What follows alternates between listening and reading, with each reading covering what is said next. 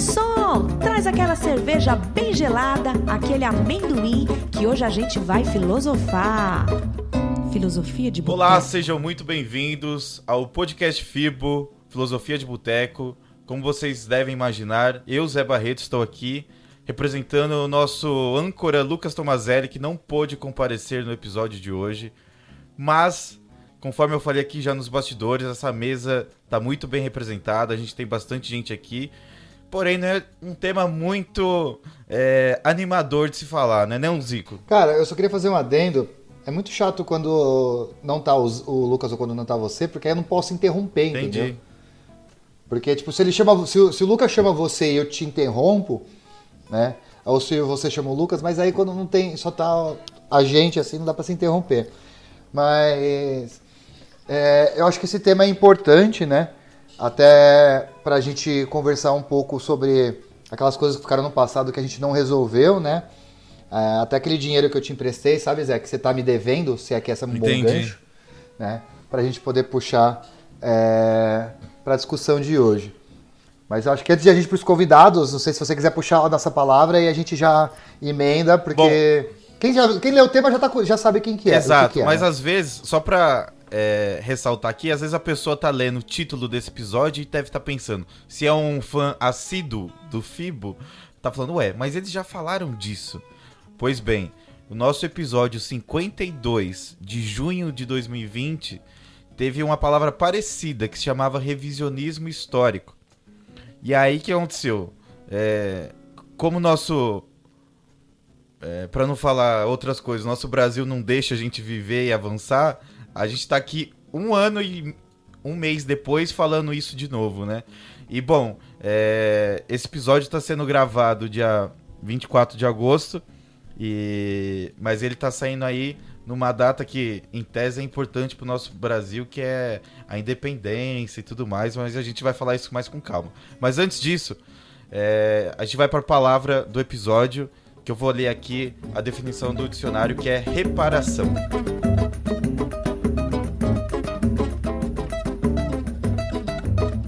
Filosofia de Boteco. Substantivo feminino, ato ou efeito de reparar, de restaurar, de consertar. Restauração, conserto, reparação de uma ponte, de um vestido. Ato de ressarcir, de compensar alguém por alguma coisa. Ressarcimento. E, bom, acho que essas duas definições já bastam para a conversa que a gente vai ter hoje. E eu queria apresentar aqui os nossos convidados da mesa, Zico. Já tem carteirinha aqui no FIBO. Já são de casa já, né? Também, né? Então, eu vou começar por ela, que participou desse episódio lá no ano passado, que é a Verônica Calzone, professora que vai dar uma aula aqui pra gente hoje. Verônica, seja muito bem-vinda. Pra quem não te conhece, não te ouviu lá atrás, por favor, se apresente aí pro nosso público. Quem é você na fila do pão, né? Oi, gente. Primeiro, muito obrigada pelo convite em participar aqui de novo. Embora a gente só trate de assuntos espinhosos, eu sempre fico muito feliz em vê-los e falar um pouquinho com vocês. Eu sou doutoranda do Programa de História Social lá da USP.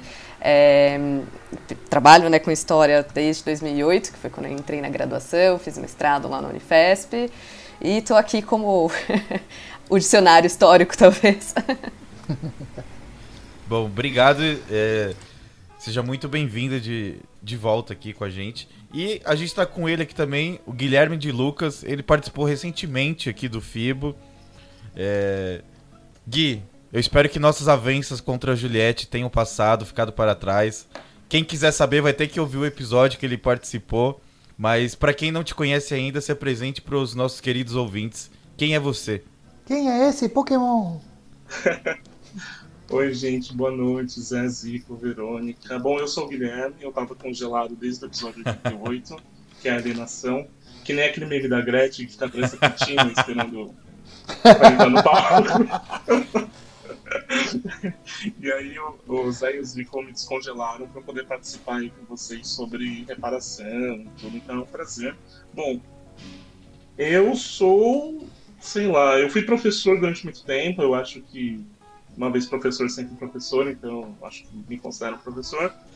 Eu sou mestre em filosofia, estudei epistemologia, século XVII, estudei filosofia da ciência, fiz relações internacionais na UFABC, onde eu conheço esse personagem chamado Zico, e vim aqui também para contribuir com o debate, mas para aprender bastante aí com a Verônica, para a gente poder fazer um diálogo bacana. Só que fica um ressalva, né? Ainda não recebi a minha bebida, né, do Filosofia de Boteco, não sei porquê. E também uma outra ressalva que ninguém me chama para um tema leve, ninguém me chama para discutir uma novela das 8, ninguém me chama para discutir um seriado, sabe? Só me chamam para as coisas pesadas, Verônica. É com você igual? Porque, olha... Tá sendo igual. Eu também não recebi minha cerveja, tá? Não tá aqui. E podiam me chamar para discutir o filme da Netflix, que eu gosto, né? Uma coisa assim. Bom, se eu puder defender, a culpa não é nossa. É graças ao nosso presidente que a vacina ainda não chegou para todo mundo, porque era para estar gravando esse episódio presencialmente, com todo mundo simulando aqui a mesa de bar e a gente brindando copos. Mas se a breja no... Eu deixo aqui o compromisso, ó. Deixo aqui o compromisso de gravarmos presencialmente, tomando a devida cerveja. E mesmo se o assunto for pesado, pelo menos a gente dá risada antes e depois. Pois é.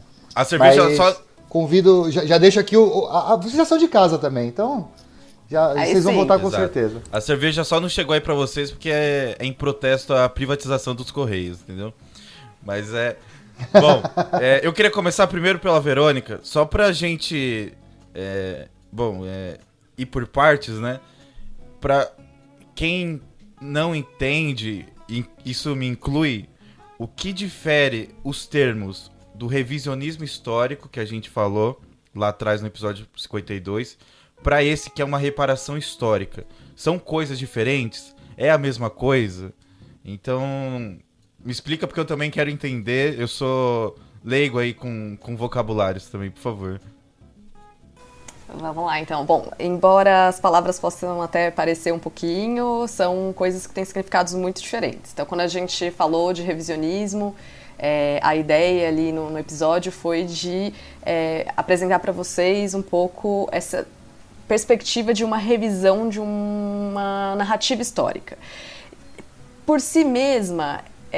fazer uma revisão de algum estudo histórico não é um problema. Então, vamos supor, cada sociedade, né, cada geração que passa de historiadores, a gente vai fazer novas questões, vai analisar documentos diferentes, né? A gente sempre olha o passado a partir das nossas questões do presente, e é normal que a gente discorde de historiadores do passado que falaram coisas diversas, né? Então, para entrar um pouco nesse tema que a gente provavelmente vai abordar bastante hoje, para citar um exemplo, o Gilberto Freire, quando escreveu Casa Grande e Senzala, falou muito de que a gente chama hoje de um mito de uma democracia racial, e que os historiadores, com o passar do tempo, foram rever essa análise do Gilberto Freire para dizer, olha, não é exatamente isso, está bem equivocada essa versão. A gente não pode apagar, né, a questão da violência, enfim, e supor que porque houve miscigenação a gente está falando de uma sociedade que se aceitava com todos esses grupos étnico-raciais desde o início da nossa colonização, né?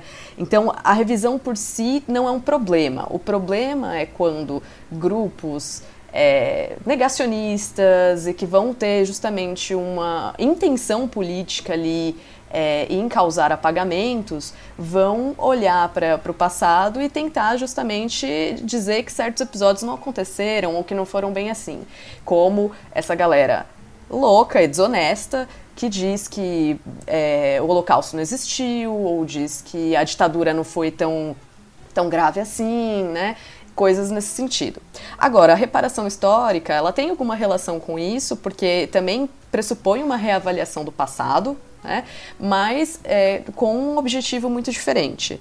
Então, como vocês definiram o verbo reparar no início do episódio, a reparação histórica ela tem esse sentido mesmo de tentar amenizar uma injustiça, uma violência, um problema do passado. Então, a gente não tem como voltar, né, e evitar todos os anos de escravidão que teve, por exemplo, no Brasil.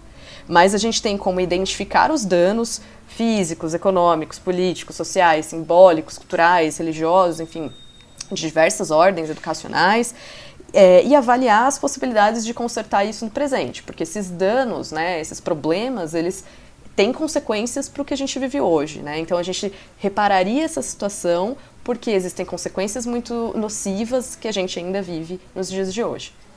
Aproveitando então, acho que a discussão, quem está ouvindo já imagina, né? Mas há exatamente um mês atrás da gravação desse episódio, a gente teve um fato aí que foi a queimada, né, do monumento da estátua do Borba Gato, né? E aí muito se discutiu sobre essa estátua deve estar lá ou não. E pensando no ponto de vista histórico, né? Do ponto de vista histórico não, do ponto de vista social, né? Como que você, como historiadora, vê, vamos derrubar um monumento que, querendo ou não, ele representa a história do país. Ele tá lá, faz a história do país, esse cara existiu, foi um grande filho da puta, sim, né? Mas ele representa. E aí tem aquela discussão do tipo, tem que deixar lá pra mostrar que ele existe. Enfim, como historiadora, qual é o seu ponto de vista sobre isso? Derruba a estátua ou não e por quê? Qual é o impacto disso? Olha, eu sou super a favor de derrubar a estátua, sim. Já começo por aí. É engraçado que no episódio de revisionismo a gente falou um pouco por conta dos movimentos que estavam acontecendo nos Estados Unidos, né, por conta das manifestações Black Lives Matter, e eu já tinha mencionado que eu acho importante também, né, se a gente pega a história da humanidade e analisa diversas revoluções, manifestações sociais, esse apelo, né, contra os símbolos é uma coisa muito presente, faz parte da movimentação política. Então, por exemplo, na Revolução Francesa se destruíram uma série de estátuas de reis, se teve esse processo, e isso também foi visto como uma manifestação importante ali das lutas por liberdade, igualdade, fraternidade, né, os lemas da Revolução Francesa. Então, se a gente está pensando em outros movimentos históricos, a gente também tem que localizar isso dentro de uma agenda social, né, de grupos que estão contestando. Mas, se a gente também vai lá pensar no próprio valor histórico, simbólico dessas estátuas, a gente tem saídas possíveis, né? Então, alguns países, depois dessa onda toda mobilizada ali pelas manifestações contra, né, as violências policiais lá nos Estados Unidos, né, e o assassinato do George Floyd, vários países começaram a rever suas próprias estátuas e pensar no que fazer com elas antes de a população ir lá derrubar, né? E aí algumas soluções foram pensadas. Por exemplo, a gente vai tirar uma estátua que era de um traficante de escravos, mas que foi uma estátua feita por um artista muito importante, então a gente vai retirar e colocar num museu com uma legenda localizando aquela obra historicamente, explicando quais são os problemas, né, em homenagear aquela figura, explicando quem fez aquela obra, quando foi feita e por que ela está no museu agora, né?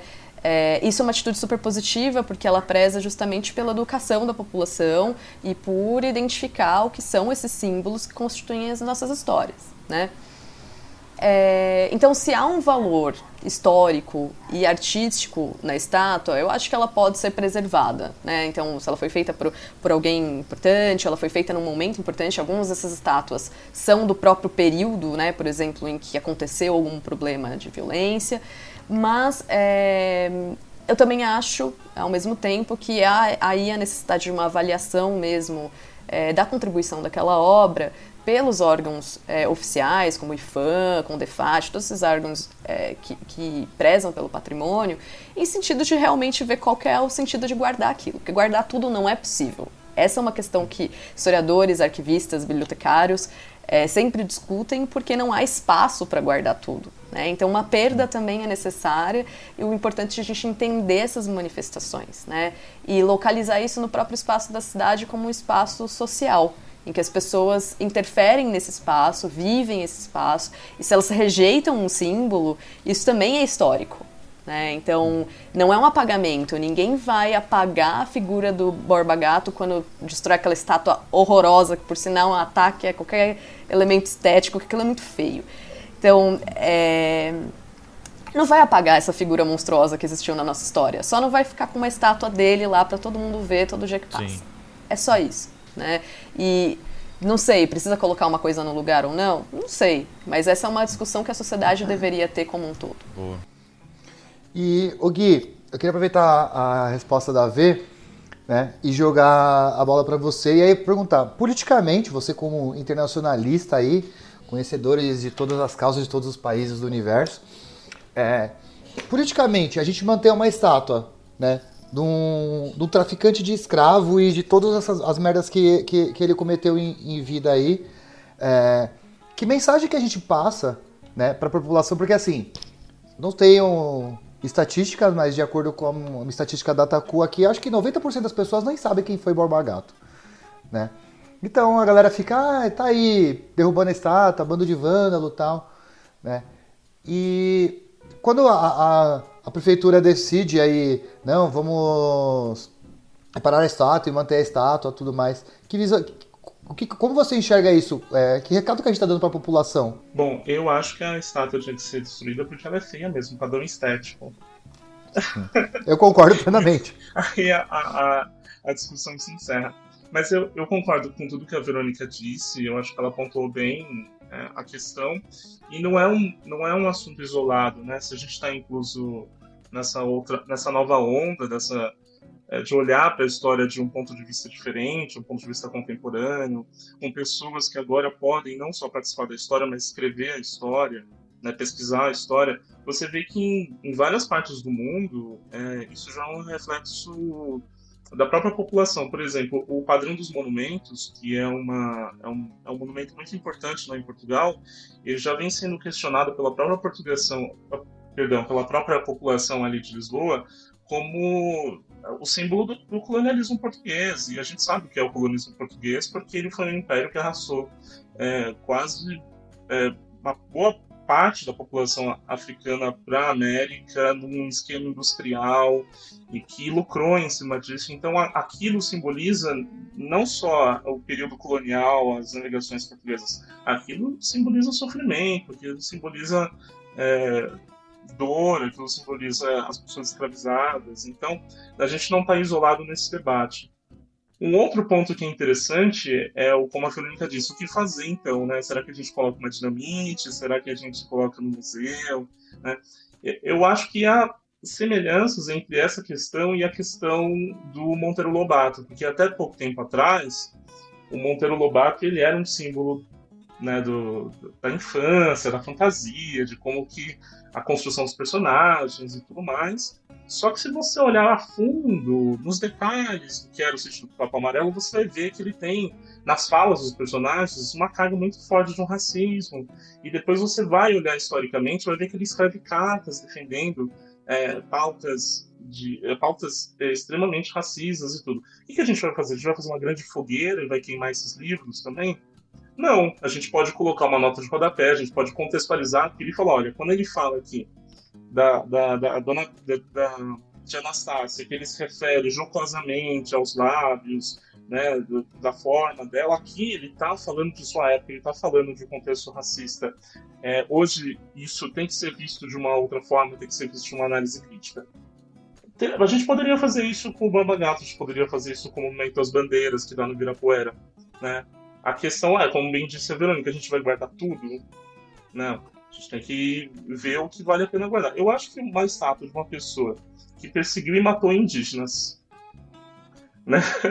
É porque tem uma questão muito forte para a identidade de São Paulo que é baseada no Movimento das Bandeiras. Então, guardar isso durante muito tempo simbolizou guardar um pouco da história de São Paulo, mas não é mais assim. E não é mais desse local que a gente olha essa questão.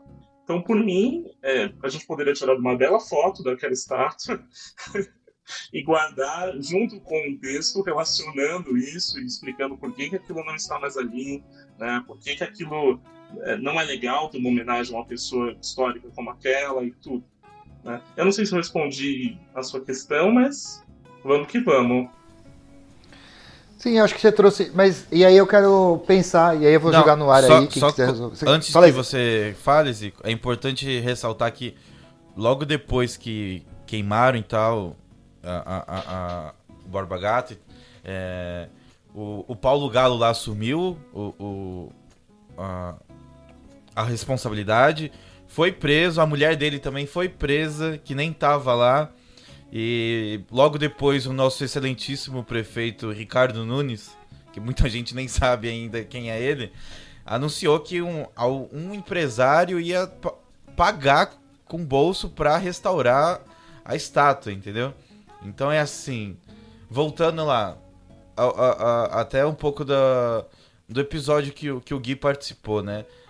As pessoas estão alienadas de um jeito que, se quebrou, a gente paga, entendeu? E aí o prefeito vai falar assim, não.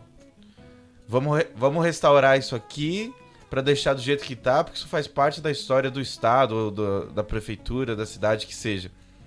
E aí é isso, entendeu? O cara tá lá preso, ficou um tempão preso, a mulher conseguiu sair, até porque já era um absurdo ela tá presa também, e ficou por isso.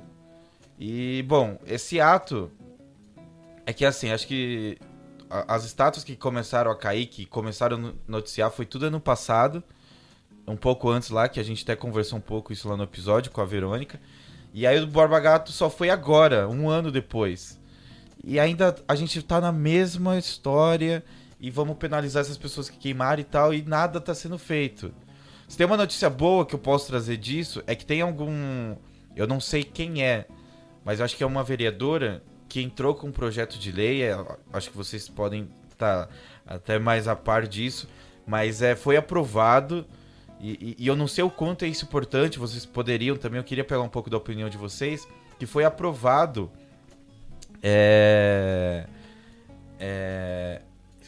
que a cidade de São Paulo vai ganhar 5 estátuas que homenageiam personalidades negras que nasceram ou fizeram história na capital.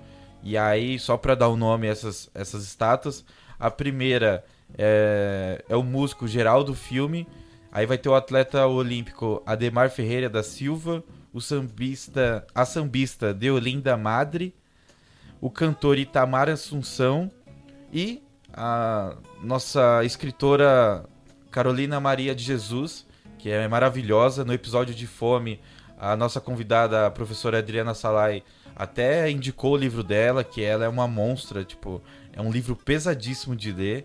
E, bom, graças a algumas pessoas, a gente vai ganhar essas estátuas aí espalhadas pela cidade.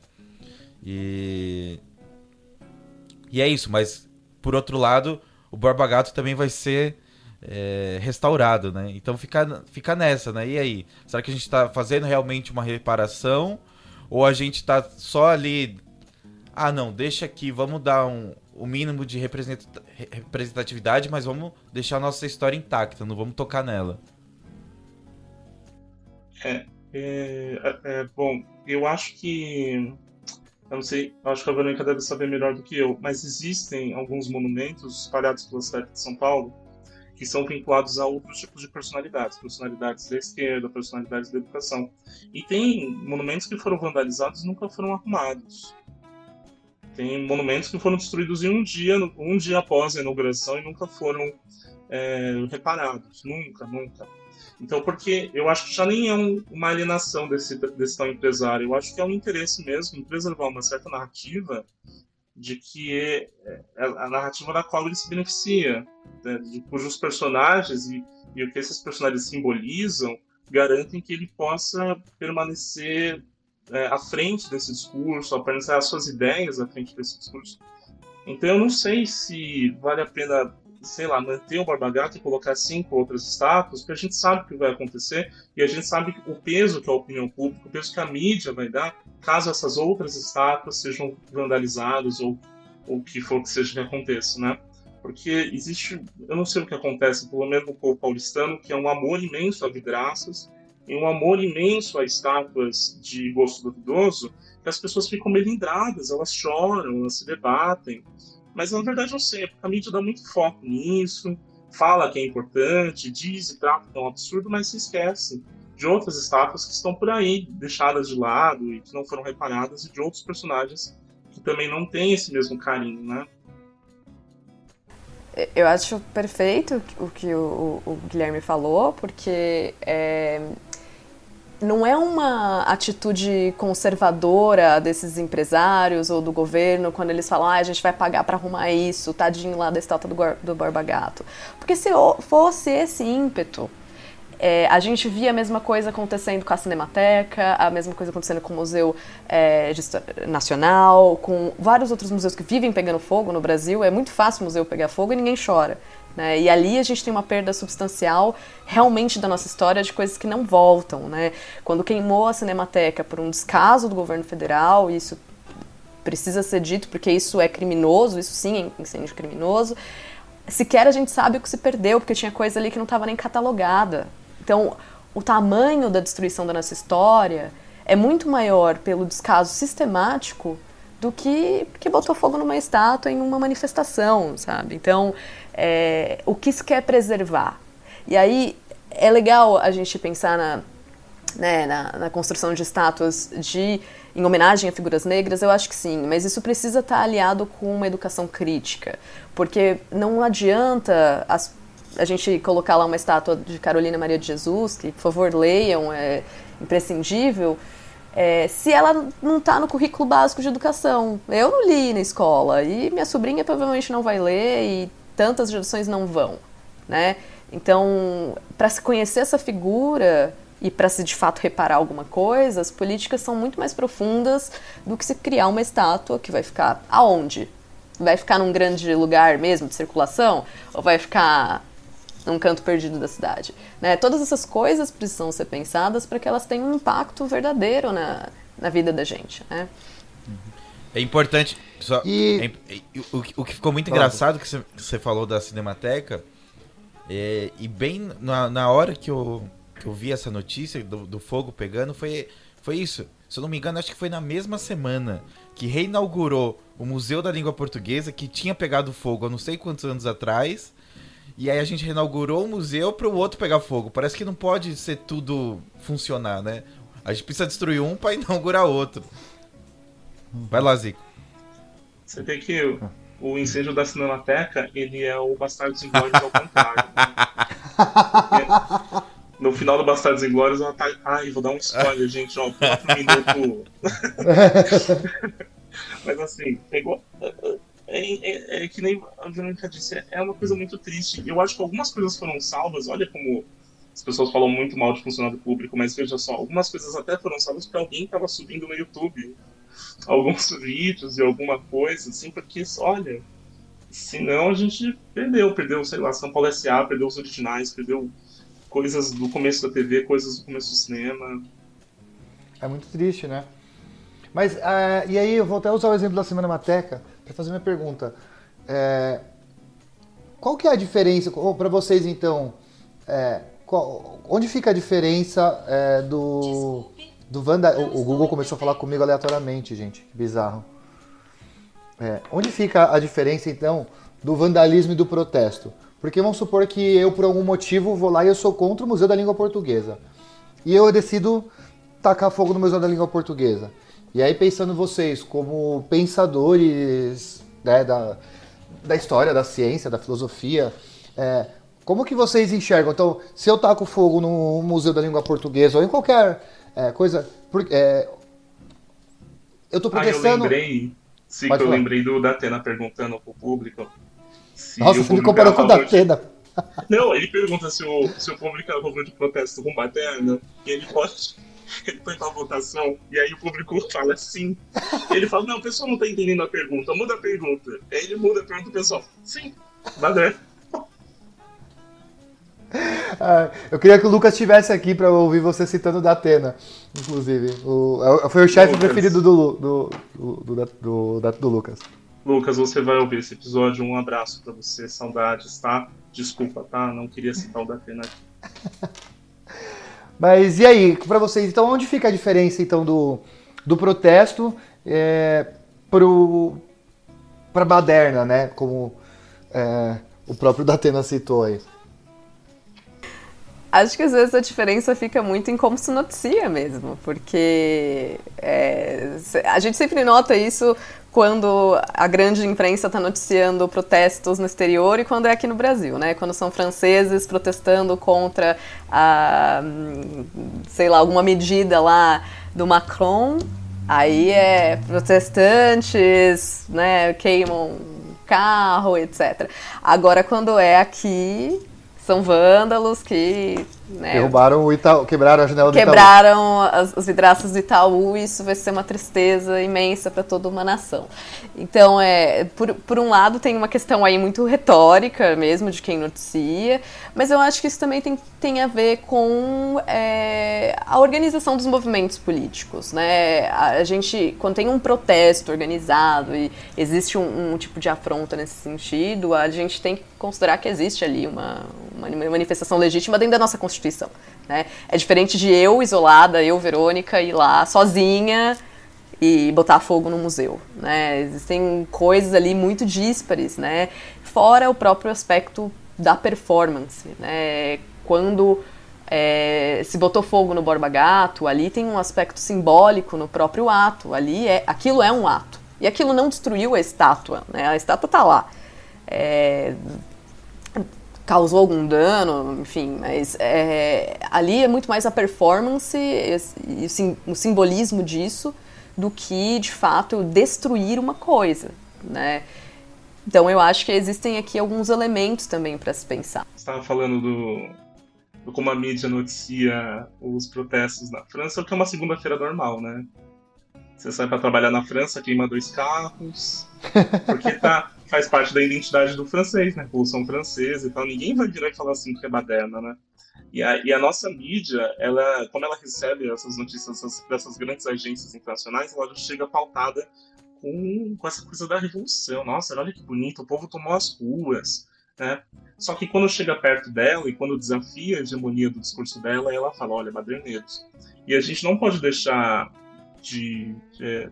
não pode deixar de longe também a ideia de que alguns grupos também sabotam protestos, né? Eles colocam pessoas para causar, e isso para causar, pode ser um protesto super pacífico, que está correndo super bem, de repente alguém quebra uma janela, alguém quebra alguma coisa e começa um vucu-vucu.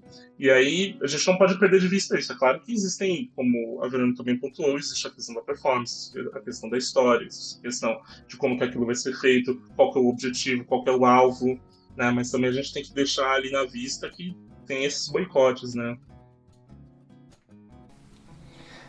Eu lembro o ano passado, né, quando a gente teve o caso, né, de uma pessoa morrer dentro do mercado, né, porque o segurança estrangulou o cara até a morte, né, e as pessoas saíram protestando e queimaram algumas lojas, e as pessoas falando, meu Deus, olha que coisa feia, né, o que a loja tem a ver com isso? Aí vai queimar a loja e não sei o quê. Atos de vandalismo. E na minha cabeça... Atos Oi? de vandalismo. Pois é. Exatamente, né? E assim, pra mim é muito claro, né, o impacto. Mas aí eu fico pensando, a que ponto que a gente chegou, né, de parecer ser mais importante uma loja do que a vida de alguém, né? Mas mudando um pouco o foco aí, não sei se você queria falar alguma coisa, mas eu vou soltar aí, depois se vocês quiserem voltar. Eu queria trazer... A gente tem várias... sei lá, várias não, né? Deveria ter mais, mas a gente tem alguns casos aí de tentativas de reparação histórica, né? Por exemplo, as cotas, né?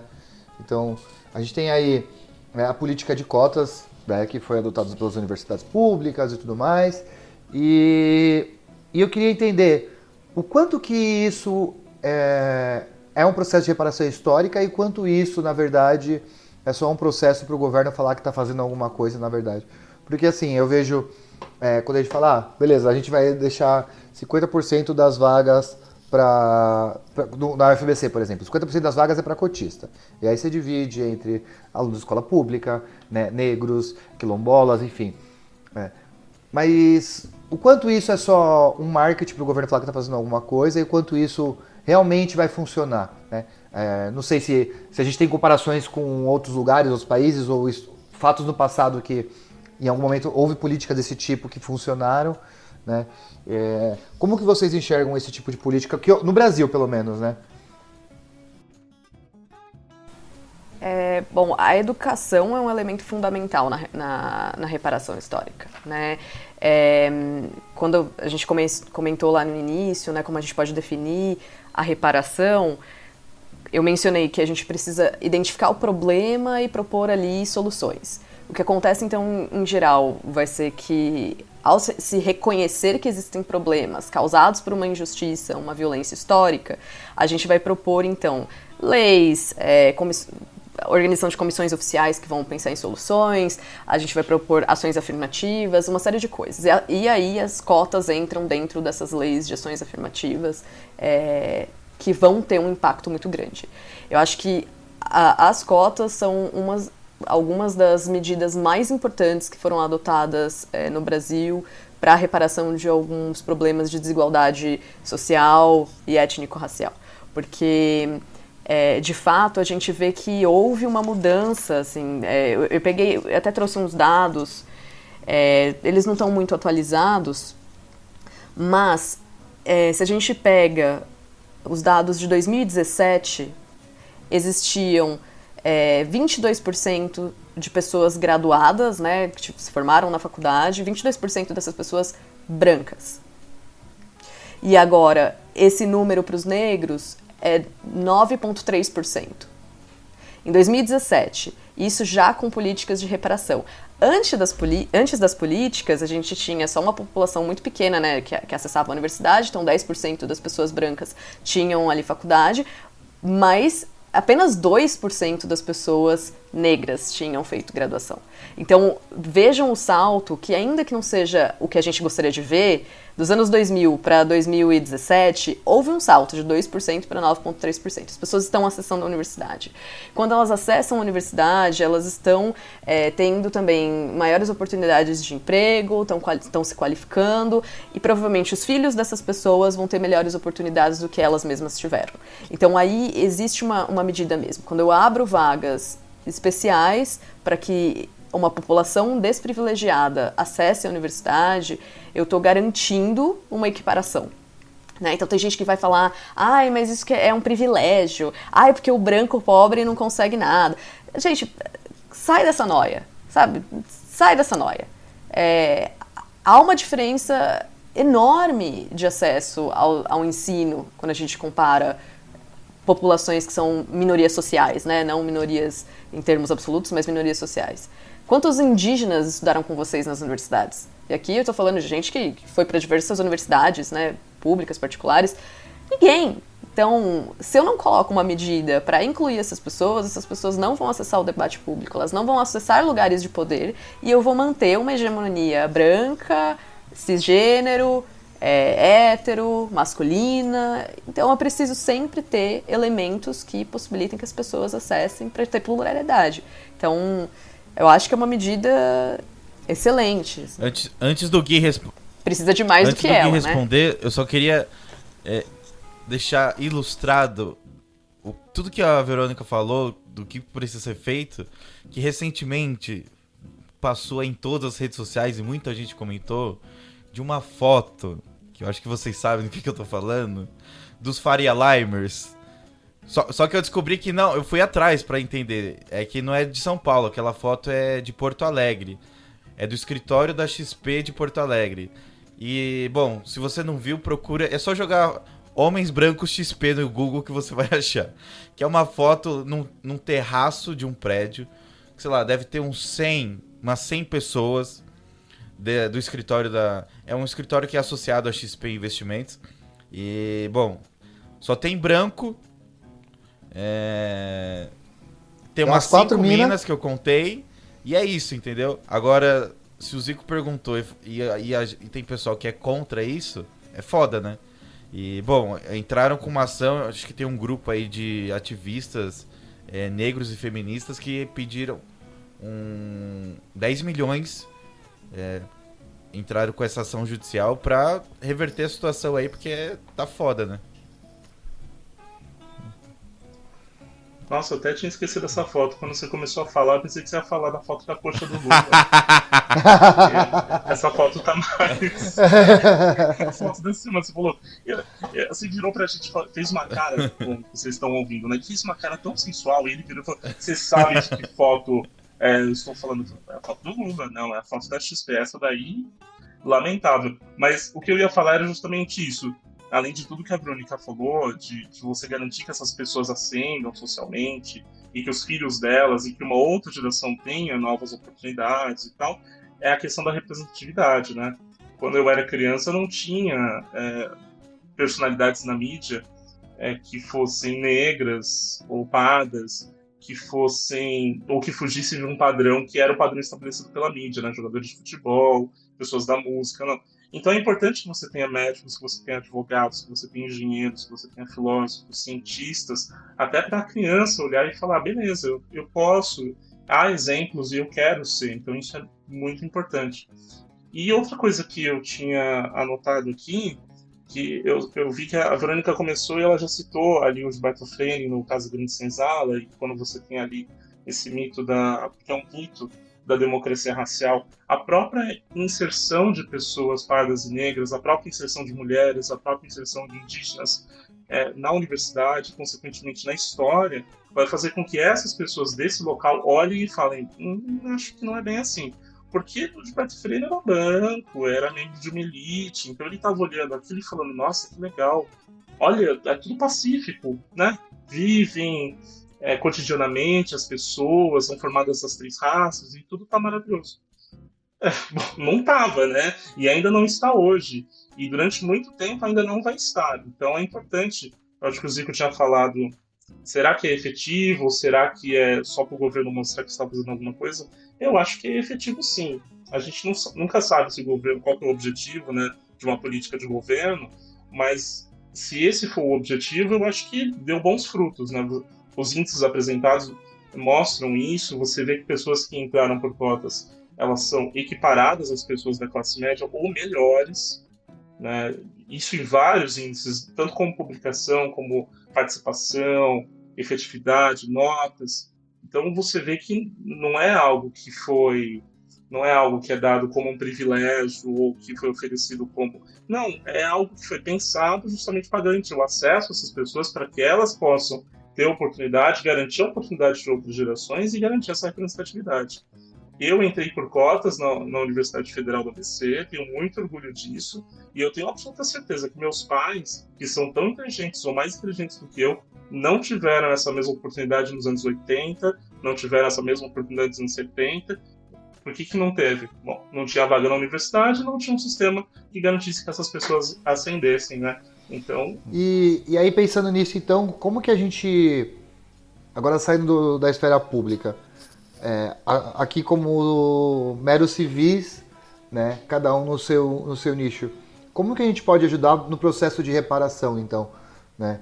Então, sei lá, eu como professor, né, sim, para mim eu já sei a resposta, mas eu acho que é legal a gente trazer essa discussão.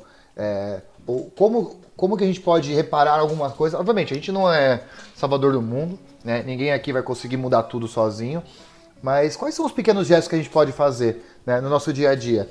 Então, o que eu posso fazer para fazer parte desse momento? Então, sei lá, quem está ouvindo aqui pensando, beleza, a gente tem que fazer isso mesmo, temos que mudar as coisas, o que eu posso fazer? Ou o que vocês fazem, né? Como que vocês veem isso? Bom, eu acho que antes de responder essa pergunta, eu preciso dizer para quem está nos ouvindo e que não consegue nos ver, que eu estou dizendo aqui como mulher branca, né? Então, demarcar aqui a questão racial, a questão da desigualdade social também, todos esses problemas, eles são problemas nossos como coletivo, independente de não ser a minha identidade, né? Uhum. Então, acho isso importante.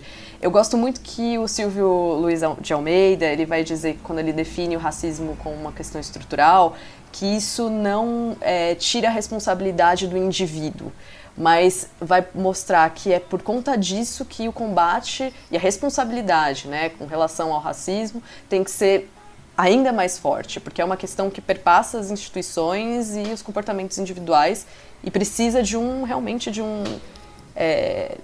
uma revolução ali para a gente mudar esse quadro, né? Então eu acho que, para além de combater o racismo com práticas diárias, então revendo o nosso vocabulário, revendo quais são as nossas referências, né? Então, nos esforçarmos, né, para consumir coisas que não são de homens brancos, héteros, cis, o tempo todo, né? Então, eu venho num esforço muito grande nos últimos anos de ler só mulheres negras, mulheres orientais, mulheres latinas, mulheres com experiências muito diferentes das minhas, como um esforço meu, individual, de tentar conhecer, desconstruir, enfim.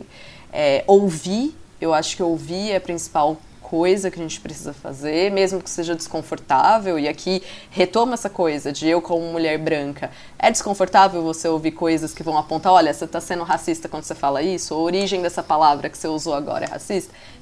Mas eu não tenho que ir lá e falar, ai não, mas eu tenho que ouvir, me desculpar, reconhecer o meu erro e o que eu vou fazer a partir dali para melhorar, né? E como uma pessoa que trabalha com educação, acho que muito o que o Zico já pensa, né, é a gente fazer esse esforço para trazer esses temas para a sala de aula, debater, levar realmente a história, no meu caso, né, não só contada por quem venceu, mas também pelos outros povos, né, e discutir outras perspectivas e mostrar outras narrativas, né, da história.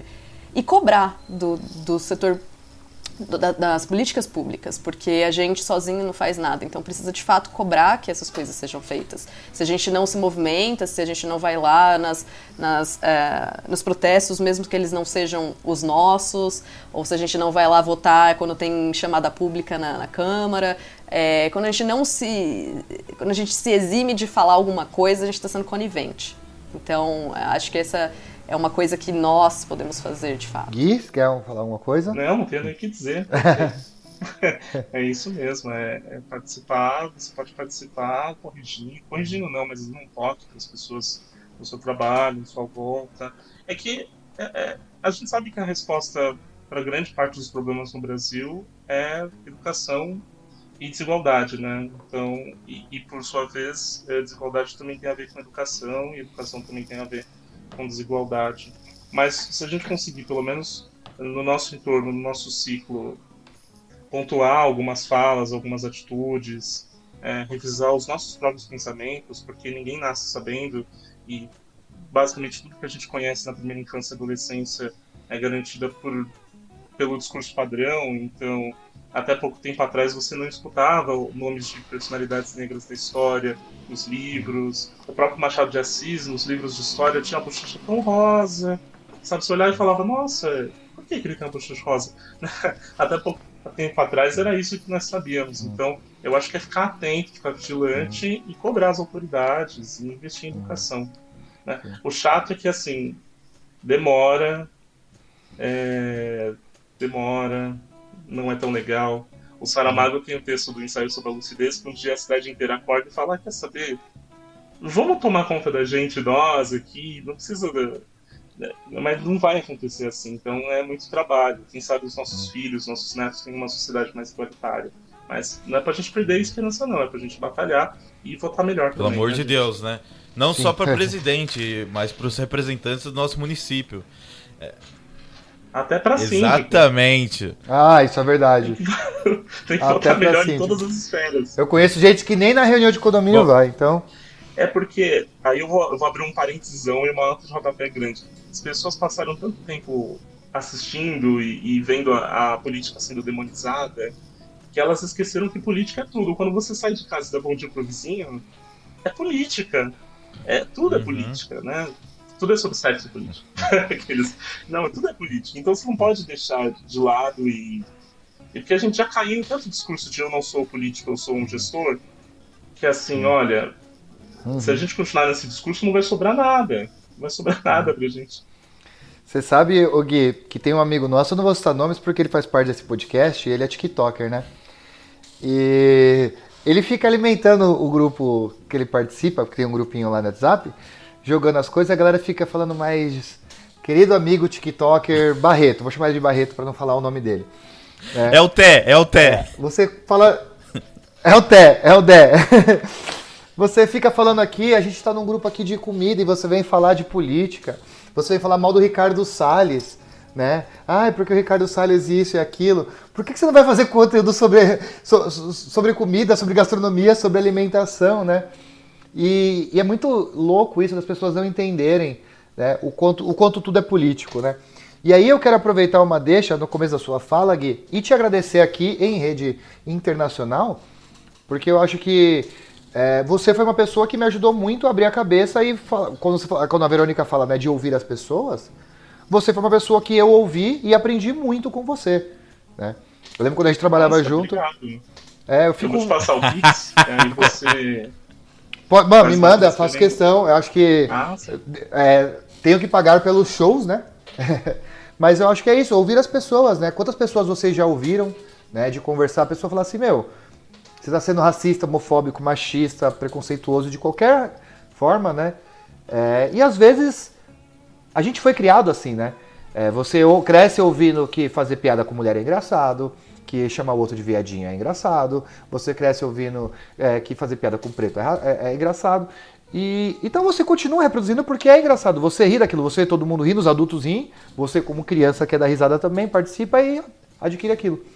E é muito difícil você mudar as palavras, né? Eu falo como exemplo, uma palavra que faz parte do meu vocabulário, eu tento cortar direto, retardado, por exemplo. Né? É uma palavra capacitista e às vezes sai sem querer, né? E várias vezes a Gabi vira pra mim e fala assim, Zico, não é retardado, né? Troca essa palavra aí. Então, eu acho que é importante a gente agradecer as pessoas que estão ao nosso lado e querem nos ajudar. Né? E se alguém está falando para você, porque ninguém é obrigado também, né? Nenhuma mulher é obrigada a ensinar para o cara, né? Nenhum negro é obrigado a ensinar para os brancos, enfim, ninguém é obrigado a ensinar para ninguém. Você que está na posição de privilegiado, né, deve ir atrás disso. Mas e quando alguém se dispõe, agradeça essa pessoa, né? Então, só queria deixar isso aqui. Meu agradecimento de novo, Gui. Obrigado. É que você vai rasgar os elogios, né? Você é uma pessoa muito querida, né? Mas a gente nunca pode deixar de vista também as pessoas que pegam esse argumento e exacerbam. Eu não sabia, desculpa, sinto muito a opinião pública. Porque assim, no século XXI, 2021, exatamente. A informação tá aí. Sabe? A informação está aí. Você pode... A pessoa pode te dar um toque e falar, eu acho que você falando é muito legal. Se a pessoa ficar na defensiva e falar, então me ensine, que eu não sei, é meio chato, assim, tipo, o tempo inteiro é muito chato, é um peso que as mulheres carregam, LGBTs carregam, os negros carregam, que é esse peso de você ficar o tempo inteiro vigilante e corrigindo. É legal você dar um toque e deixar que a pessoa busque o conhecimento, né, que nem o ET Bilu já falava ali nos programas da Record. O conhecimento está aí e ele é quase público, ele é quase gratuito, ele é quase instantâneo, né? E que você pode acessar e pode fazer parte dessa rede que vai, então, divulgar boas práticas, melhorar o vocabulário. Eu também tinha um vocabulário que, meu Deus do céu, mas aí a gente vai corrigindo aos poucos, vai descobrindo que certas palavras têm uma outra conectação, e com isso a gente vai melhorando um pouco a pouco, né? Enquanto a gente não consegue efetivar a revolução. Mas aí é outro episódio. Eu queria... Eu concordo tudo com o que a Verônica e o Gui falaram, que a gente precisa mudar pela educação, políticas públicas. Bom, eu acho que todo mundo aqui é a favor a isso, eu espero que quem esteja ouvindo também. E o problema... Problema não, né? Foi o que o Gui falou, são coisas que os nossos filhos ou os nossos netos vão sentir essa diferença, né? E que foi diferente na época dos nossos pais. Então, tudo isso precisa acontecer, mas é com resultado a longo prazo. E aí eu queria trazer um outro episódio que aconteceu ano passado. E, bom, pra ver se a Verônica julga que é um exemplo de reparação ou não histórica. Que aí o Zico falou bastante de cobrar políticos, governadores, quem governa e tudo mais. Mas aconteceu ano passado, se eu não me engano mesmo, o caso que chocou o Brasil, que foi quando a empresa Magazine Luiza lançou um processo de trainee exclusivo para pessoas negras. E aí o pessoal caiu em peso, né? Tanto criticando quanto elogiando. Mas eu senti muito mais e vi muito mais nas redes sociais o peso crítico do tipo, isso tá errado, do que elogio. E aí, isso é um exemplo de reparação histórica que, sei lá, pessoas jurídicas possam fazer, e isso seria um exemplo que um exemplo para que outras empresas fizessem, tipo a XP, assim. Por isso que eu trouxe o caso da XP, entendeu? Ó, você tem que parar de falar mal da XP porque eles fizeram uma nota se posicionando e pedindo desculpa, tá? Então acho que vamos parar, porque eles já pediram desculpa. Eu pensei que o Zico ia falar, você tem que parar de falar mal da XP pra não perder patrocínio. Um patrocínio que se vai. O mercado já foi, agora é falando de XP. Eu até tinha notado para falar alguma coisa sobre. A gente tá vivendo tempos muito diferentes, né? E é chato ver o processo histórico acontecendo, né? É legal a gente olhar, olha só como era a Revolução Francesa. Né? Mas viver a coisa em si é muito desgastante. Eu acho que você teve a gente teve um avanço muito rápido, né? Em pouco tempo. Em 10 anos a gente teve um avanço muito rápido. Muitas pessoas tiveram acesso à educação, tiveram acesso à informação e questionaram. E até o que a gente tem hoje na política é uma reação a isso. É uma reação a esse avanço, que foi um avanço rápido e insuficiente, mas foi um avanço que causou um certo medo às pessoas que estavam acostumados a privilégios. Privilégios mais básicos, sei lá, o privilégio de ir no mercado e comprar o que você quiser, ou andar de avião, ou entrar numa universidade, estavam acostumados, de repente viram que tinham que compartilhar com outras pessoas, né? Então elas se sentiram ameaçadas. E aí você vê que, por exemplo, quando você vai para as políticas públicas, você já tem um desgaste. Quando você vai para o âmbito privado, há um desgaste maior. Sendo que não cabe à população decidir aquilo, porque é uma empresa privada. Ela pode decidir como que ela vai compor o quadro de funcionários, e ela decidiu baseado nos índices que ela tinha de funcionários. Ela percebeu que não tinha tantos funcionários funcionários negros, e nós sabemos por quê. Porque só agora, só mais recentemente, próximo do século XXI, é que as pessoas começaram a ascender socialmente, tiveram oportunidade, ou talvez ela tenha entendido que o processo dela estava buscando apenas um tipo de pessoa, apenas um grupo de pessoa, e ela quis garantir acesso e equilibrar o quadro de funcionários. Por que as pessoas ficam revoltadas? Porque elas acreditam que isso fere elas diretamente, elas acreditam que elas vão perder esse privilégio, né? Elas vão ficar desassistidas e elas sabem o que acontece com uma população desassistida. Só que não é assim. O privilégio ele tá tão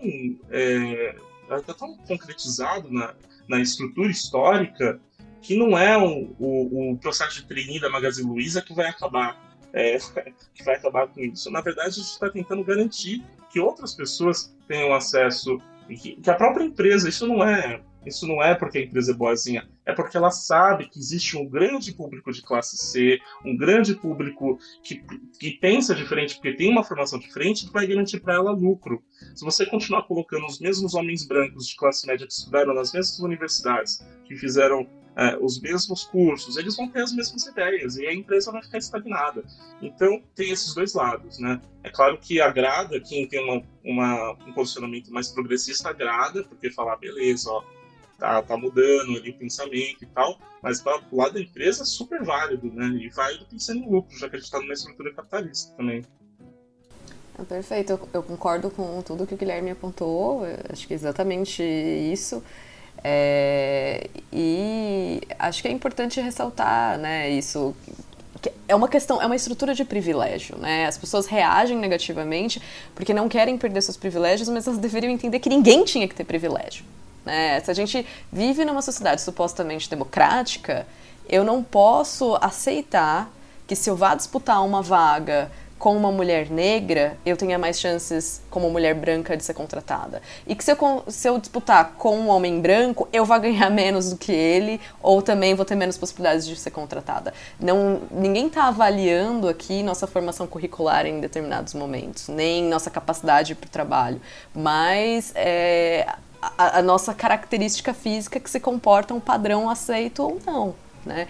Então, as pessoas deveriam se indignar com esse problema e não reclamar da ausência de privilégios, né? Mas eu vejo muito como o Guilherme mencionou, né? Com um olhar um tanto cauteloso, porque o capital nunca faz isso porque é bonzinho, né? a Boticário, Avon, Natura, percam todos os patrocinadores de vocês, gente, desculpa. Mas essas marcas, elas não colocam população LGBTQIA+, nas propagandas do Dia dos Pais, Dia das Mães, porque eles gostam das pessoas. Eles fazem isso porque vai vender. Então, fica feio para a empresa não ter um público, como vocês falaram, né, da XP. Fica feio a gente saber que não tem ninguém no quadro de funcionários quase lá que seja mulher, que seja negro, enfim. Então, é parte ali de uma coisa que precisa se acomodar, assim como o greenwash, que nem agora, né, de as empresas também serem éticas do ponto de vista ambiental. É porque vende. Né? É só em julho, né? Orgulho LGBTQIA+, é só em julho. E aí tem até aqueles memes do pessoal varrendo o arco-íris, né? No final, entra em agosto. Acabou, gente, acabou. Nossa. Porque as marcas sabem, né? Elas sabem que é lucrativo, elas sabem. Só que aí a gente tem que parar e pensar, será que a gente vai pegar esse instrumento do capitalismo e pegar umas migalhas, ou será que a gente vai mudar toda essa estrutura aí? É uma questão que se põe, né? Se eu puder contar, mas aí eu vou usar nomes, não vou usar nomes, fofoquinhas por detrás do mercado publicitário. Atenção, anunciantes. Se o nome da sua marca for citado agora... Mentira, eu não vou falar. Mas é assim, bom, eu fiz publicidade, né? Então eu conheci muitas pessoas que trabalhavam em agências que faziam comerciais para marcas grandes. Uma delas é uma marca de chocolate que fazia um bombom que eu não posso falar, mas ele é redondinho e do papel cor-de-rosa. E aí o que acontece? Teve a campanha do Dia dos Namorados, 1 ano, e o Gui tá rachando aqui no vídeo, mas teve a campanha do Dia dos Namorados, e aí a agência tinha que gravar o vídeo que eles iam fazer, porque esse bombom remete a amantes. Então talvez você não saiba qual é, mas um dia você vai descobrir. E aí eles tinham que fazer essa chamada, e eles falaram assim, vamos fazer a gravação com um casal, se eu não me engano, gay. Só que aí a agência já falou atrás, tá, a gente vai fazer o casal gay, mas a gente já vai gravar um casal hétero. Por quê? Além da empresa querer ter essa vontade de, putz, vamos nos mostrar mais diversos e querer vender mais, ainda tem a treta de quem tá em casa assistindo, porque existe um sistema que eu acho totalmente inútil no Brasil, que se chama CONAR, e eu falo mal com todas as minhas forças, que as pessoas podem ir lá e denunciar, qualquer pessoa física pode ir lá denunciar pro CONAR, foi isso que aconteceu. O CONAR recebeu inúmeras denúncias, porque eles soltaram a campanha com o casal gay, e aí o que eles fizeram? Bom, eles já imaginariam que isso ia acontecer, já tinham gravado o outro pronto com um casal hétero pra soltar, pra não ficar com uma defasagem de tempo de veiculação em mídias. Então, pra você ver como que, além das marcas, tem o pessoal que tá em casa ainda, que a gente precisa conscientizar de alguma forma. Então, bom... Isso é uma reparação histórica do avesso, entendeu? então? Eu até tinha anotado aqui para perguntar para a Verônica, porque parece que essas pessoas, por exemplo, essas pessoas do exemplo do Zé, que foram lá e denunciaram, mas também as pessoas que se sentem desprivilegiadas quando você tem um concurso público, ou seja, ou uma vaga de trainee só com um tipo de grupo, parece que essas pessoas elas se exibem da participação histórica delas, do que elas usufruíram, né? Parece que elas viram para elas mesmas e falam, bom, eu não tenho culpa, então por que eu tô, né? Eu tava revendo, não façam isso, tá, gente? Se você tem estômago frágil, mas o Roda Viva do Bolsonaro, onde perguntam diretamente para ele quais seriam as políticas afirmativas, as políticas de inclusão. Ele fala, não, eu não escravizei ninguém, eu não tenho que fazer nada. Aí o jornalista falou, meu Deus. O jornalista falou, meu Deus, o que é isso? E ele continua, ele fala, os portugueses nunca pisaram na África. Próxima pergunta. Então parece que essa classe média que se exime, que acha que não tem culpa, ela olha e fala assim, eu não quero ver os caras se beijando com o bombom. Se você sabe qual é o bombom, coloque aqui nos comentários do post do Instagram. Coloca lá o bombom. O Zé falou pra não fazer isso. Bom, aí vocês ficam com a palavra do Zé contra a minha. Bom, Não é, Bruno? O que você acha?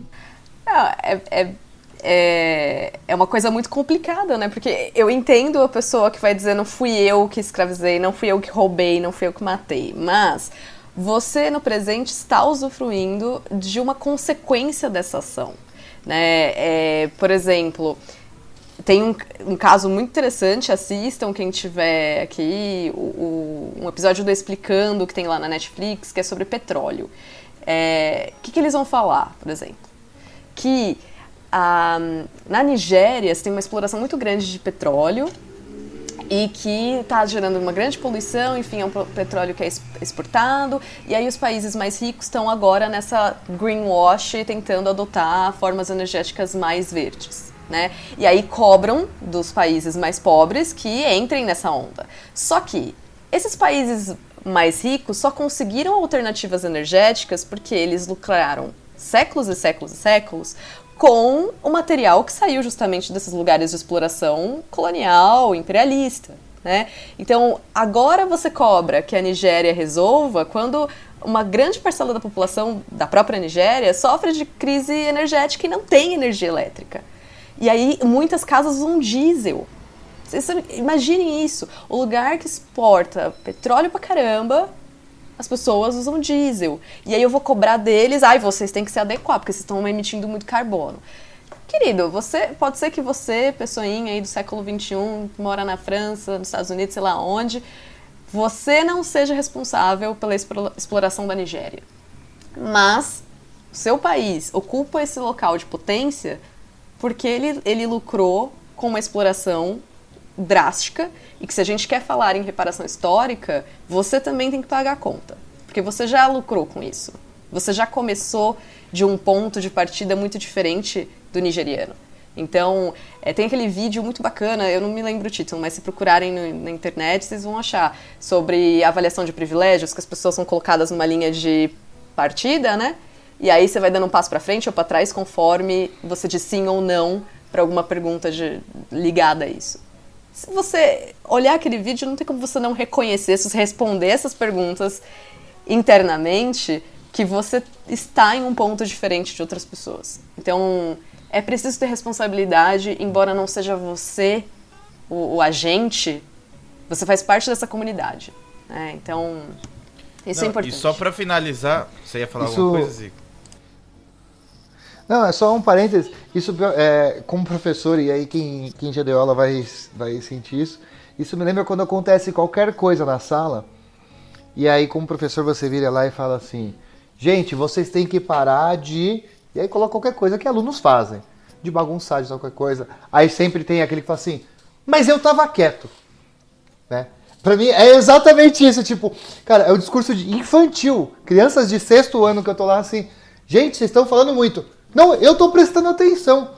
Pô, mas é uma sala de 25, cara. Se 20 estão falando, né, o grupo não tá... Enfim. Né? Não, vai só lá, pra ressaltar, e isso me lembrou muito uma matéria que eu vi hoje, mas que aconteceu no final de semana, de que acho que algumas pessoas não merecem respeito, porque assim, eu vi, saiu no G1, mas tem vários outros portais, porque aí eu já vou sair do âmbito do PJ, que é tretas de pessoas físicas com empresas que querem lacrar, né, entre aspas, com agora a questão até de saúde pública, porque tem uma notícia de Campo Grande que a mãe se recusou vacinar o filho porque o enfermeiro que ia aplicar vacina era gay. Isso é um negócio que me deixou puto. Vai que passa, imagina, vai que passa. Imagina, ele contamina a seringa com o vírus da viadice. Exato. Essa mulher tinha que ser... Se houvesse... É porque é muito complicado, mas se houvesse uma justiça, sabe, estruturada para isso, uma polícia estruturada para isso, ela tinha que ser conduzida e tinha que ser fechada, porque isso é crime, isso é discriminação. Exatamente. Né? Não consigo nem olhar e ver essa situação como chacota, assim, porque é muito triste. É um absurdo.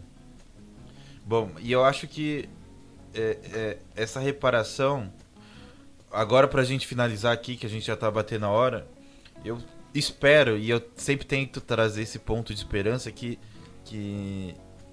foi, o Gui já comentou aqui, as coisas históricas agora parece que estão acontecendo tudo de uma forma muito mais rápida, até porque a informação agora se dissemina muito mais, com uma velocidade muito maior do que antes. Então eu tento pensar que a geração dos nossos pais a geração dos nossos avós ou bisa eram um pouco parecidas. E aí eu julgo que sei lá, a nossa geração aqui, os millennials, é uma geração de... Isso eu tô falando tudo na minha cabeça, tá? Vocês podem discordar, mas é só filosofando aqui. Que é tipo a nossa geração de transição, porque eu vejo um potencial nesses jovens. Por mais que tenha alguns que mereçam uns tapas e uns bofetes, mas eu vejo que... acho que essa velocidade de algumas mudanças, mas que ainda precisa muito ser feitas, tá acontecendo de uma forma mais rápida, e eu fico com essa ponta de esperança que acho que algumas coisas vão dar continuidade, caminhar, graças a essa geração, e acho que é por isso que a gente fica tão revoltado, porque a gente tá nessa zona de transição e tal.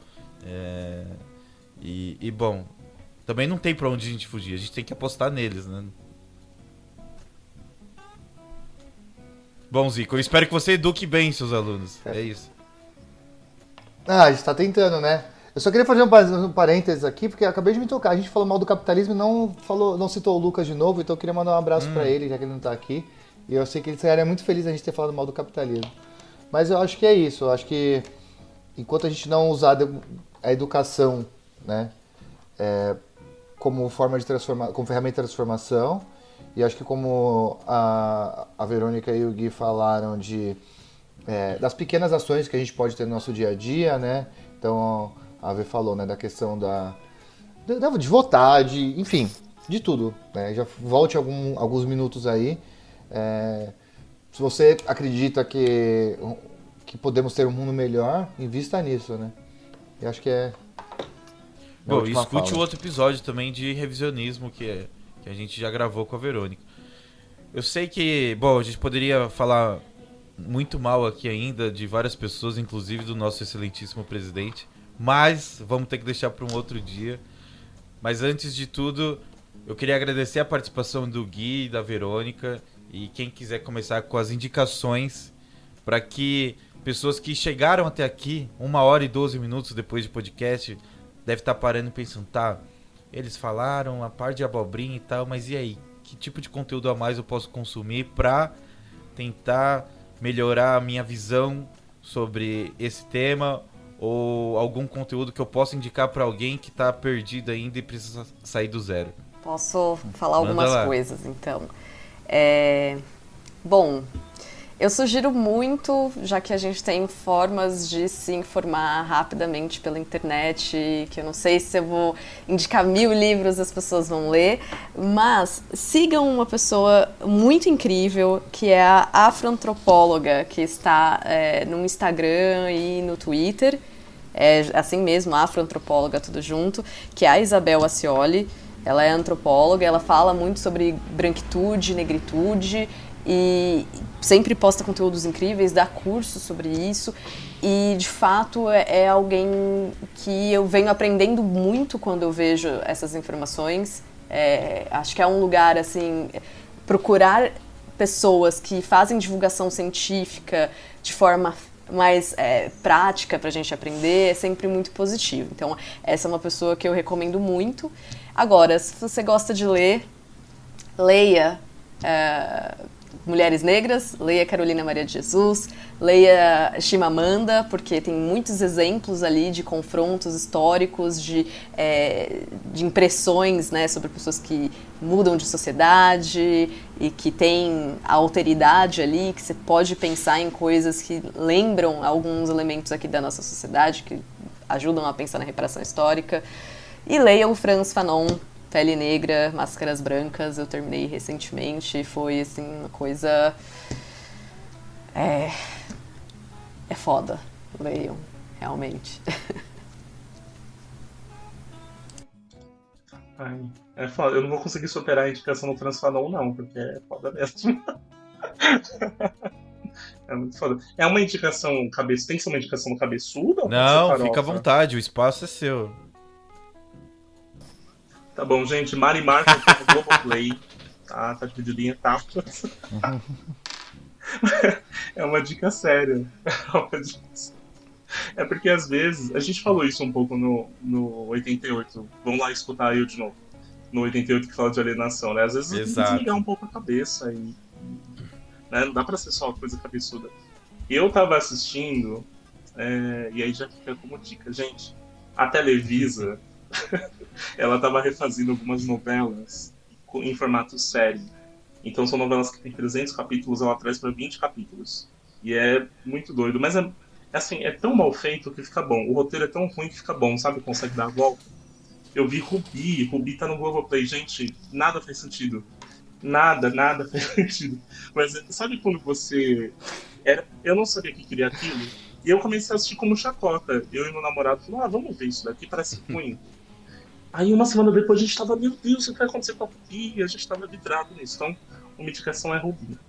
Eu gosto muito, e eu dava em sala de aula, quando eu começava a dar a história do Brasil, que é Brasil, uma biografia, da Lilian Schwartz, foi Luiz Estágio. E eu vou trazer essa indicação nesse episódio porque ela abre no prefácio falando da experiência do Lima Barreto, que é um autor brasileiro negro, e que ele narra como foi a experiência dele na libertação da escravidão. Ele vê as pessoas gritando liberdade, liberdade, felizes, e ele não sabe porque as pessoas são felizes, mas ele se contagia. Só que depois ele entende que não foi bem assim. Eu acho que casamento com... quando a gente fala de reparação histórica, porque depois falaram, vocês estão livres, podem ir. Vai pra onde? Vai com que dinheiro? Vai morar onde? Vai... Então, é legal ela começar o livro com isso. Se você não precisa ler o livro inteiro, que é imenso, mas lê esse prefácio, porque eu acho que ela consegue sintetizar o que é Brasil, né? Tanto nessa coisa de você não reparar essas grandes injustiças, porque é impossível você reparar isso, porque a escravidão é um do maior crime da humanidade, mas também como o Brasil é o local onde as ideias estão fora do lugar, já indo um pouco por Robert Schwartz também. Então, onde no Brasil que se falava liberdade e se estudava liberdade, era o mesmo país que tinha pessoas escravizadas. Então, alguma coisa não faz sentido nessa equação chamada Brasil, e que a gente não vai conseguir chegar e alcançar a nação do futuro se a gente não resolver. Então, basicamente é isso. Rubi, o prefácio do Brasil, uma biografia, lê o livro inteiro, é romanceado, é uma delícia. E agora, o que mais, gente? Vou indicar um álbum. Eu tava reescutando o Nó da Orelha, do Criolo. E é maravilhoso, gente. Como eu deixei de escutar isso, assim, é maravilhoso. Ele tá lançando o álbum, vai lançar, então volta e escuta o Nó da Orelha, que ó, é muito bom, é muito, muito bom. Boa. Eu tenho uma indicação só, vou falar ela rapidinho, acho que eu já tinha comentado em algum episódio, ou alguém já tinha comentado, que é aquele filme Ele Está de Volta, né? Que, tipo, como seria se o Hitler voltou e aí a galera... E é muito louco ver como ainda tem pessoas com toda essa informação que super apoiam e, enfim, que ficam felizes com a suposta volta do Hitler, né? E acho que é uma boa explicação, mas um bom jeito de entender como algumas pessoas aqui no Brasil têm esse discurso que a gente comentou, né? E aí o outro não é coisa, mas é uma dica que já foi falada várias vezes por várias pessoas aqui no episódio, que é, se você é uma pessoa ativa nas redes sociais, torne o seu feed mais plural, né? Se você quer dar voz para essas minorias, né? Comece a ouvi-las também, né? Então... Eu sigo uma página, por exemplo, Indígenas LGBT. Eu não sou indígena, não faço parte do grupo LGBT, mas eu sigo porque eu quero saber que existem pessoas assim, eu quero que isso seja normal, sabe? Então, sei lá, Casais Negros Gays, uma página que eu sigo. Ou siga pessoas que falem de todas essas minorias que a gente comentou e das que vocês sabem, sabe? Se você é homem, siga páginas de feminismo, né? Se você é branco, siga páginas que falem sobre negritude, né? Se você é uma pessoa cis, siga pessoas trans, sabe? Se cerque da pluralidade, tá bom? Acho que e outra, se você tem a oportunidade, dê voz para essas pessoas, né? Se você é uma pessoa, né, que tem aí muitos seguidores, né, compartilhe essas informações, faça conversa com essas pessoas, traga essas pessoas para conversar com você, né? Enfim, usa a rede social para isso também, não só para ficar curtindo fotos de viagem. Bom, depois aí do sermão do Zico, eu tenho só 2 indicações muito leves. Também é do mundo do entretenimento. Tem uma série que eu terminei de assistir e ela acabou recentemente. Quem tiver acesso ao HBO, agora Max, que chama White Lotus, que é muito boa. É uma dramédia muito maravilhosa e que ela fala de conflitos sociais, raciais, mas ela traz o... Oi. Eu tô esperando acabar a gravação pra assistir o episódio. Mas é assim, eu não sei se você tá no último, mas tem até um... Bom, não vou dar spoiler, mas tem até uma cena lá que faz até um pouco jus a essa reparação histórica que é o episódio de agora. Mas você tem que assistir porque é ótimo. E o cara, ele usa de um sarcasmo, de um deboche, assim, da crítica do branco rico, que é maravilhoso, assim. Eu dou muita risada, mas ao mesmo tempo é chocante. Outra, tá no Netflix, da África aos Estados Unidos, tem um pouco mais a ver comigo, que é do mundo da alimentação. É uma série documental ótima, que fala um pouco de como a África influenciou em vários aspectos, né, a América, mas principalmente um pouco da alimentação e tal. E isso é muito legal, vale a pena assistir, porque muita coisa que acho que ninguém de nós aqui viu na escola ou teve acesso. É bacana e acho que são 5 episódios só, é ótimo. E acho que é isso, assim. Bom, não vou falar muito mais, a gente já está estourando o tempo. Mas eu queria agradecer todo mundo aqui. Verônica, muito obrigado de volta.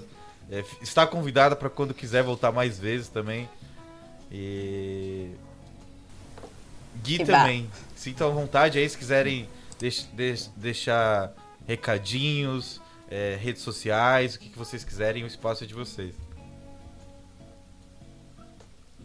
Ai, gente, obrigada demais pela poder participar aqui.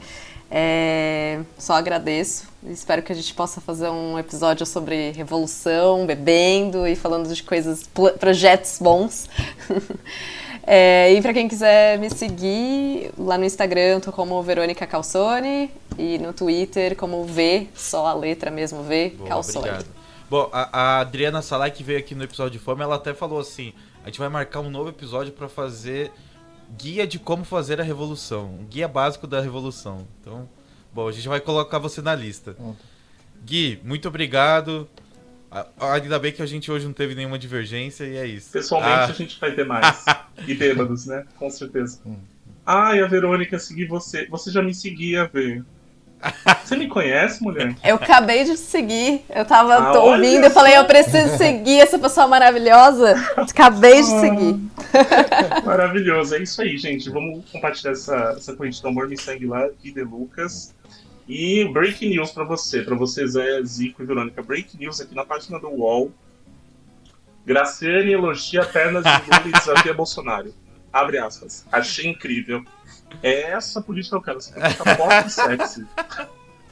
Ótimo, maravilhoso. Bom, gente, eu acho que depois dessa a gente pode encerrar. Muito obrigado quem chegou até aqui. E se você quiser mandar alguma crítica ou sugestão de pauta aí futuramente pro Fibo, é só entrar lá no nosso @podcast Fibo. PHI de filosofia, BO de boteco. Aquele que parece o sabonete Febo, mas não é. É isso, mas gente. Não Valeu, tchau, tchau. Garçom, fecha a conta, traz a maquininha e valeu pelo papo. Filosofia de boteco. Este podcast é produzido e editado por Braba House.